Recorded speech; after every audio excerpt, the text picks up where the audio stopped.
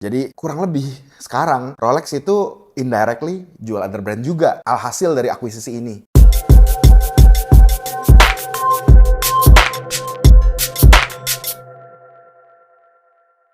Rolex has bought Booker AG, Rolex #1 retail partner, per Agustus 2023. As expected, the terms of the deal wasn't disclosed. Tapi Ventable Holding estimates Booker AG to be valued at 4 billion Swiss franc. Akuisisi ini bukan hanya efek ke the companies involved, tapi the whole watch industry worldwide. Alasan yang diberikan secara official oleh Rolex di akuisisi ini adalah to preserve the long-standing relationship between the two companies and perpetuate their shared history. Alasan berikutnya adalah pemilik Booker di umur 87 tidak ada direct descendant untuk pass the company dan sudah setuju menjual Booker ke Rolex.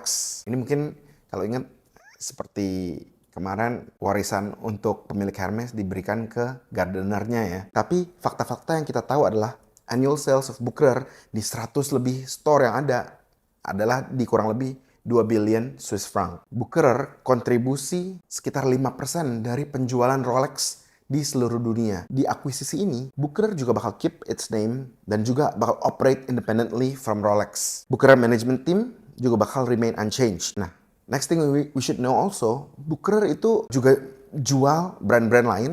Jadi dia multi-brand ya, multi-brand retail. Jual brand-brand lain seperti Blancpain, Breguet, Bulgari, Grand Seiko, JLC, Jacob & Co, Panerai, Vacheron. Terus ada juga independent brands such as H. Mose & Sie, Hervert. Essentially their business model itu shop-in-shop ya. Jadi kurang lebih sekarang Rolex itu indirectly jual other brand juga, alhasil dari akuisisi ini. Yang of note juga adalah Booker juga memiliki in-house brand, Karl F. Booker. Dan reportedly, brand itu juga part of this whole deal ya. Jadi pertanyaan yang harus kita tanya adalah, kenapa Booker choose to sell its company to Rolex? Padahal ada company-company lain yang mampu juga secara finansial.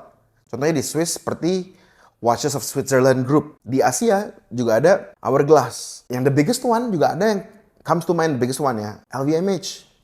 The owner is the top 3 richest man in the world. Jadi mungkin the obvious answer lah, Rolex couldn't risk losing its #1 retail partner yang generate a lot of its sales to a competing brand. The next possible answer mungkin adalah Rolex seeing this as the right time to slowly change its business model, selling directly to consumer, which it has evaded for a long time. Tapi kenapa sekarang gitu ya? Obviously, the elephant in the room is the succession issue. Booker nyari successor tapi nggak ada.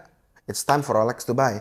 Karena selain daripada ini, mungkin belum ada lagi kesempatan untuk acquire a retail network this large. So, what does this purchase mean to the watch industry as a whole? So maybe in terms of retail, ini bukan rahasia umum lagi ya. Rolex itu lagi trying to reduce its distributor atau point of sales worldwide. Ini udah dilakuin di US dan berbagai negara lainnya. Nah jadi, by having its own controlled network of retailers, the acquisition ini hanya akan mempercepat proses reduction-nya. Gitu. Obviously nggak mungkin overnight Rolex replace ratusan AD seluruh dunia. Apalagi mereka udah punya strong retail relationship dengan company-company seperti Watches of Switzerland. Kalau di Asia ada Hourglass, etc. Obviously, this relationship with retailers itu penting, karena nggak seperti yang dilihat orang banyak gitu. Kayak gampang banget Rolex jualan sampai nolak barang ke pembeli gitu. Nolak jualan barang ke pembeli.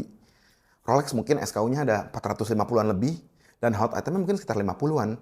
Jadi untuk maintain ini semua, brand relevance selain dari marketing, strong retail network juga penting ya. Tapi this acquisition, dampaknya ke stock market langsung terasa ya. Watches of Switzerland kan ada di stock market. Itu langsung turun 30% lebih.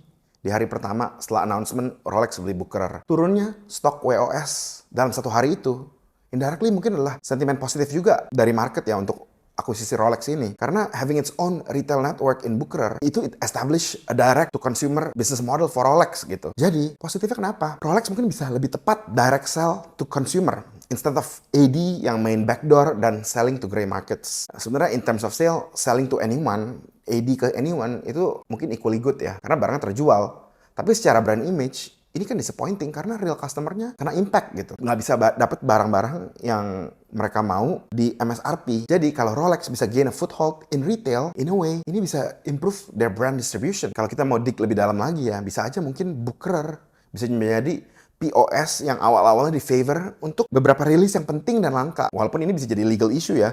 Karena Rolex sendiri udah berapa kali disuratin on grounds of unfair product allocations. Tapi bottom line, this acquisition ya adalah morcuan gitu ya. Karena bakal kontrol dari hulu ke hilir, dari fabrication sampai sales. Rolex bakal control the whole operation in retail. Setelah retail, kita juga tahu Rolex sekarang udah terjun ke dunia pre-owned. Jadi mereka ada line pre-owned khusus, certified pre-owned. Clearly, dari akuisisi ini, Rolex is taking the second-hand market more seriously. Karena sebelumnya, since mereka nggak punya retail, mereka harus depend on their retail partner untuk menjalankan program certified pre-owned ini. Jadi selected authorized dealers in certain countries bisa mengeluarkan produk pre-owned by way of Rolex yang certified oleh Rolex dengan tag, sertifikat baru, as long as these watches are over 3 years old. Nah, by this acquisition, that means Rolex sendiri bakal ada more control over the value of their product and also benefit themselves dari the real market value. Karena selama ini kalau mereka jual di retail, obviously mereka hanya bisa dijual di MSRP gitu. Sedangkan kita tahu beberapa tipe model yang sangat coveted, kalau dijualnya di luar MSRP, harganya bisa naik berkali-kali lipat ya. Obviously mereka nggak bisa profit off of that gitu. Apalagi kalau jualnya dari butik. Butik kan harus MSRP. Nah, tapi kalau mereka punya selected retail network sendiri yang authorized jualan second hand, mereka obviously bisa profit of those CPO real market value. Kayak kemarin kita udah dengar, Rolex itu kemarin disu oleh French Competition Authority karena sudah nge-ban online resale of Rolex. Akhirnya Rolex disu, French Competition Authority harus ganti rugi di pengadilan. Fine-nya amounting to 100 juta dolar. Obviously, ini adalah Rolex trying to monopolize even the secondary market. Masa nggak bisa jual barang dia sendiri setelah milik orang lain? Nah, jadi memang kita udah tahu gitu, Rolex memang benar-benar mau gain foothold. With the acquisition, maybe we can clearly see Rolex is trying to gain its monopolistic grasp ya dari hulu ke hilir. Kalau kita thinking secara grim lah ya, in terms of monopoly, kedepannya sih mungkin bisa-bisa Rolex perlahan-lahan akan transisi semua global salesnya lewat Booker.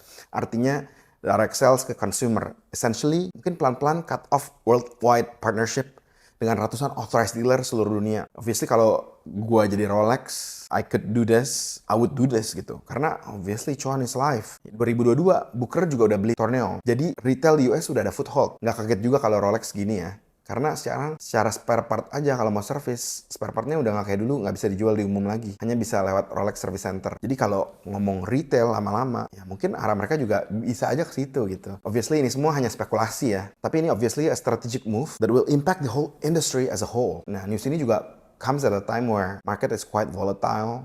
Market is quite weak. Mungkin juga there's a good thing with the acquisition gitu. Karena dengan mereka bisa involve juga di secondary market, di real market value gitu ya. Mungkin mereka bisa set like a nice threshold gitu in the market. Kalau menurut kalian gimana?